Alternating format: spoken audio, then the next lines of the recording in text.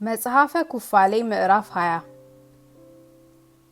ያዕቆብ በ44ኛው ኢዮቤልዩ በሁለተኛው ሱባኤ በመጀመሪያ ዓመት ወደ ካራን ይሄድ ዘንድ ከቤርሳቤህ ወጣ። በተራራ ወዳለች ወደ ሎዛም ደረሰ። ይህችም ቤተል ናት። በዚህ ሱባኤ በመጀመሪያ ወር መባቻ ወደሚያድርበት ቦታ በመሸ ጊዜ ደረሰ። በዚያች ሌሊት ከመንገዱ ወደ ጋራ እልፍ አለ። ፀሐይ ገብቷልና በዚያ ተኛ። ከዚያ በኋላ ከዚያ ቦታ ድንጋዮች አንድ ድንጋይ አምጥቶ በዚያ እንጨት ስራ ኖረው። እርሱም ብቻውን ሄድ ነበር። በዚያች ሌሊት ተኝቶ ሳለ ሕልምን አየ። እነሆ መሰላል በምድር ላይ ተተክላ ጫፏ እስከ ሰማይ ደርሶ፣ እነሆ የእግዚአብሔር መላእክት ሲወጡባት ሲወርዱባት፣ እነሆ እግዚአብሔርም በውስጧ ተቀምጦ አየ።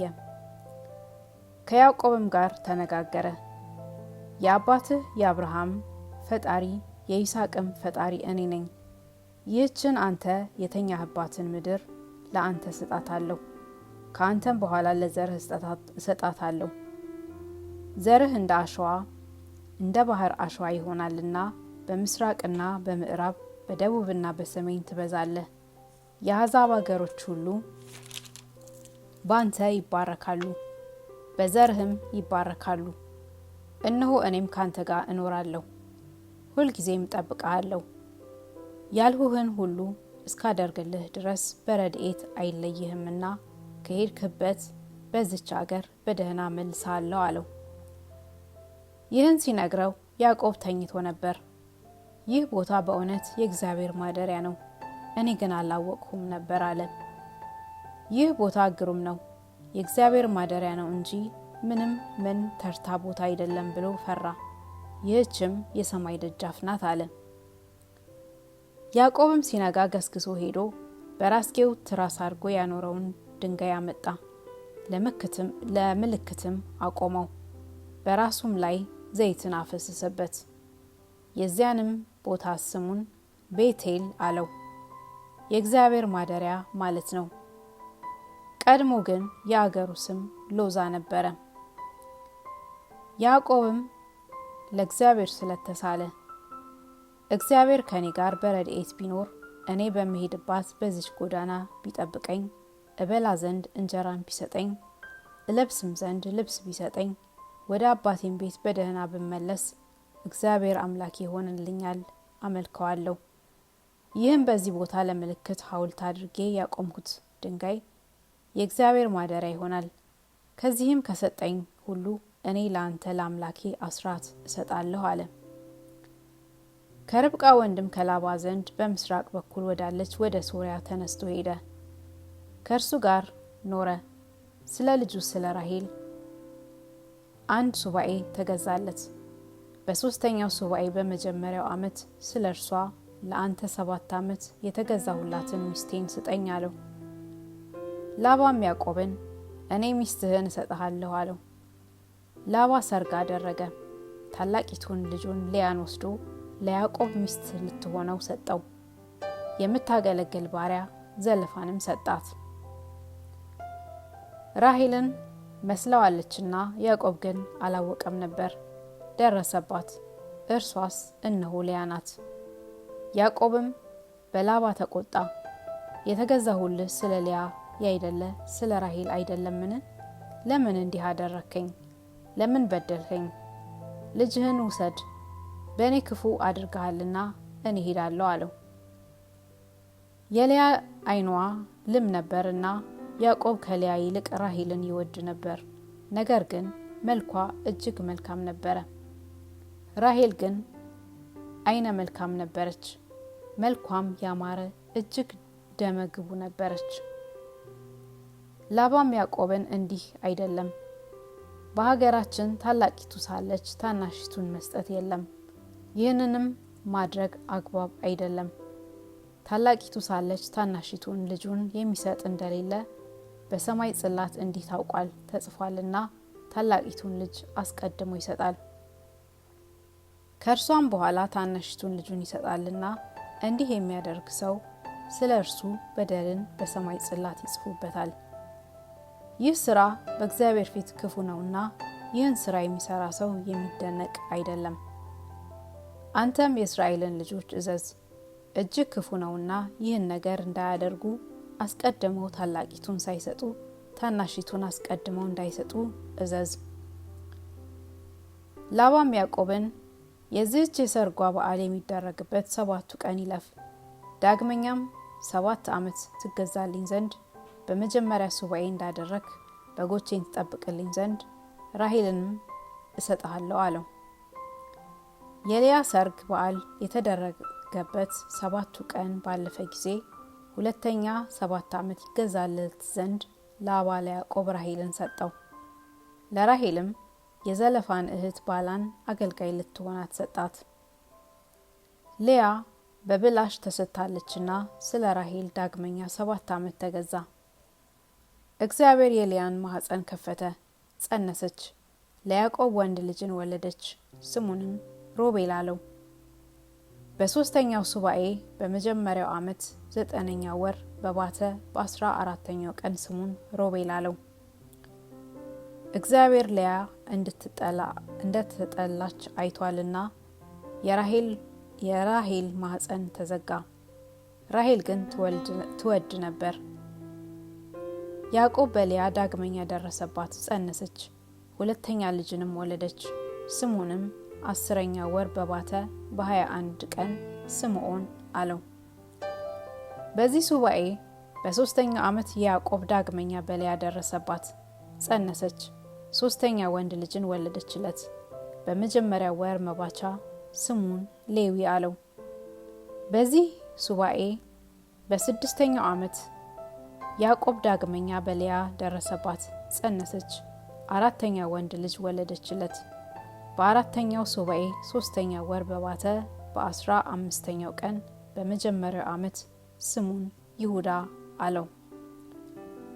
እርሷ አትወልድም ነበርና በዚህ ሁሉ ራሔል በልያ ትቀና ነበር። ያዕቆብን ልጅ ስጠኝ አለችው።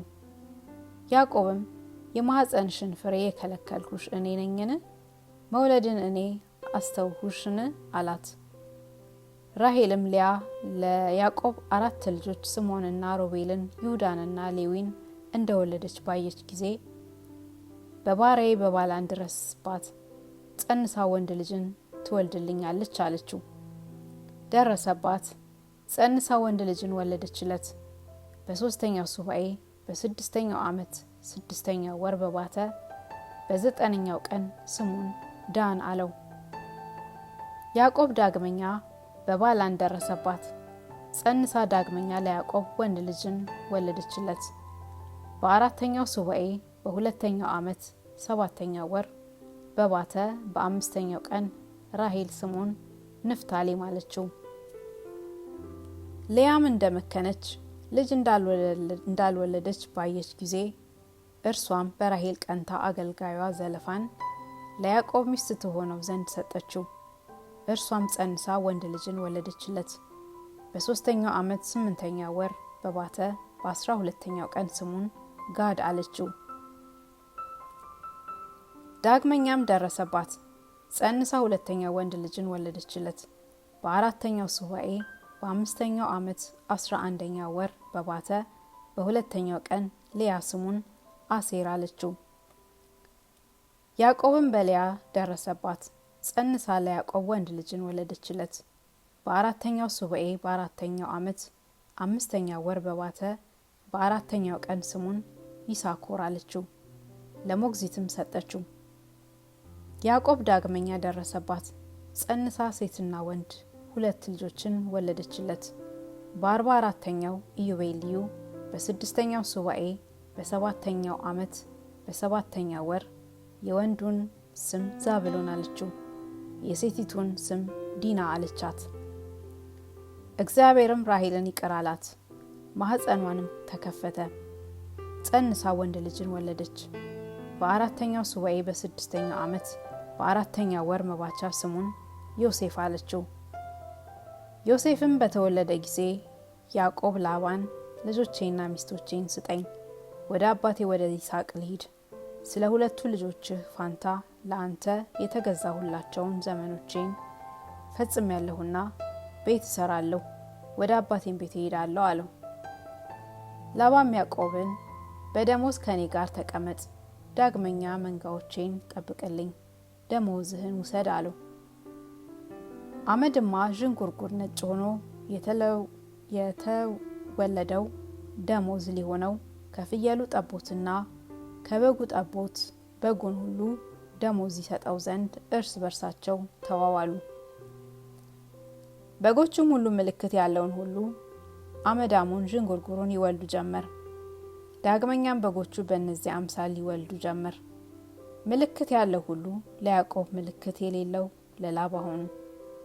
የያዕቆብ ገንዘቡ እጅግ በዛ። ላሙንና በጉን፣ አህያውንና ግመሉን ገዛ። ወንድ ልጅንና ሴት ልጅን ወለደ። ላባ ልጆቹም በያዕቆብ ቀኑበት፣ በጎቹንም ከእርሱ ሰበሰበ፣ በክፉ አስተያየትም ይመለከተው ጀመር። ራሔል ዮሴፍን ከወለደች በኋላ እንዲህ ሆነ። የ3 ቀን ጎዳና ያህል ከእርሱ ርቀው ነበሩና ላባ በጎቹን ይሸልት ዘንድ ሄደ።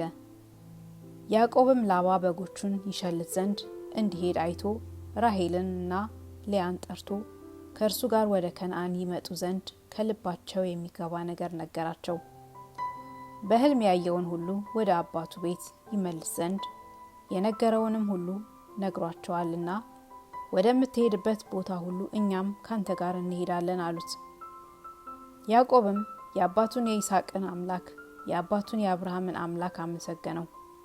ተነስቶ ልጆቹና ሚስቶቹን በበቅሎ አስቀመጠ። ገንዘቡን ሁሉ ያዘ። ወንዙን ተሻግሮ ገለአድ ወደሚባል አገር ደረሰ። ያዕቆብም ለላባ ወደ አገሩ መሄዱን ሰወረው፣ አልነገረውም። በ4ኛው ሱባኤ በ7ኛው ዓመት በመጀመሪያው ወር በ21ኛው ቀን ያዕቆብ ወደ ገለአድ ተመለሰ። ላባም በኋላው ተከተለው። በ3ኛው ወር በባተ በ13ኛው ቀን ያዕቆብን በገለአድ ተራራ አገኘው። በሕልም ሌሊት ተናግሮታልና ላባ በያዕቆብ ላይ ክፉ ነገርን ያደርግ ዘንድ እግዚአብሔር አላሰናበተውም።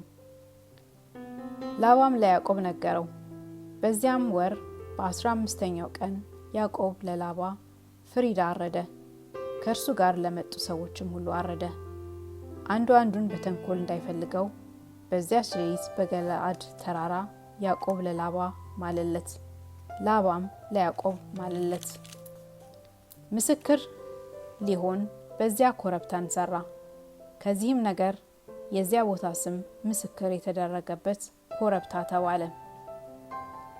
ቀድሞ ግን ገለአድ የኃይለኞች አገር ይሏት ነበር። ገለአድን የኃይለኞች አገር ነበረችና ቁመታቸው 10 ክንድ 9 ክንድ 8 ክንድ የሚሆኑ አርበኞች ልጆች ተወለዱ። መኖሪያቸውም ከአሞን ልጆች አገር ጀምሮ እስከ ኤርሞን ተራራ ድረስ ነው። የመንግስታቸውም ከተማ አስጣሮስና ቆራናኤም፣ ሜሱርና አድራኦ፣ ቢኦር ናቸው። እነሱም እጅ ክፉዎች ናቸውና ከክፉ ስራቸው የተነሳ እግዚአብሔር አጠፋቸው። ስለ እነርሱ ፋንታ ክፉ ኃጢአተኛ የሚሆን አሞሬውን በሀገራቸው ኖረ። ዛሬ የእነርሱን ኃጢአት ሁሉ የፈጸመ ሰው የለም። ከዚህ በኋላ የዘመን ብዛትም የላቸውም። ያዕቆብም ላባን አሰናብቶ ሰደደው። በምስራቅ ወዳለች ወደ ሶርያ ሄደ። ያዕቆብም ወደ ገለአድ ተመለሰ። በ9ኛው ወር ከወሩም በ11ኛው ቀን ያቦክን ተሻገረ። በዚያም ቀን ወንድሙ ኤሳው ወደ እርሱ ደረሰ፣ ተወቃቀሱ። ከእርሱ ተለይቶ ወደ ሰኢር ሄደ። ያዕቆብ ግን በድንኳን አደረ። በዚህ ኢዮቤልዩ በ5ኛው ሱባኤ በመጀመሪያው ዓመት ዮርዳኖስን ተሻግሮ በዮርዳኖስ ማዶ አደረ። በኮረብታው አጠገብ ካለ ባህር ጀምሮ እስከ ዶአማና እስከ ቤተስን ድረስ እስከ አም አቅረቢትም ድረስ በጎቹን ይጠብቅ ነበር። ለአባቱ ለይስሐቅም ከገንዘቡ ልብሱንም ምግቡንም ስጋውንም መጠጡንም ወተቱንም ቅቤውንም ዳቦውንም በቆላም ካለው ከተምሩም ሁሉ ይሰድ ነበር። ለእናቱም ለርብቃም በ12ቱም ወር ጊዜዎች መካከል በአዝመራና በዘር መካከል በበልግና በመከር በበጋና በክረምት መካከል በዓመት 4 ጊዜ ወደ አብርሃም ድንኳን ይሰድላት ነበር። ይስሐቅ ከቤርሳቤ ተመልሶ ወደ አባቱ ወደ አብርሃም ድንኳን ወጥቶ ነበርና ከልጁ ከኤሳው ተለይቶ በዚያ ኖረ። ያዕቆብ ወደ ሶርያ በሄደ ጊዜ ኤሳው ማዕሊትን ሚስት አድርጎ አገባ። ይህችውም የእስማኤል ልጅ ናት። የአባቱን መንጋዎች ሁሉ ሚስቶቹንም ሰበሰበ። ወጥቶም በሴር ተራራ ኖረ። አባቱን ይስሐቅንም በመሐላ ጉድጓድ ብቻውን ተወው። ይስሐቅም ከመሐላ ጉድጓድ ወጥቶ ከኬብሮን ተራራ ባለ በአባቱ በአብርሃም ግንብ ኖረ። ከዚያም ያዕቆብ ለእናቱና ለአባቱ ሁሉን ይሰድ ነበር። ከጊዜው በጊዜው የፈለጉትን ሁሉ ይልክ ነበር። ያዕቆብንም በፍጹም ሰውነታቸውና በፍጹም ልቦናቸው ይመርቁት ነበር።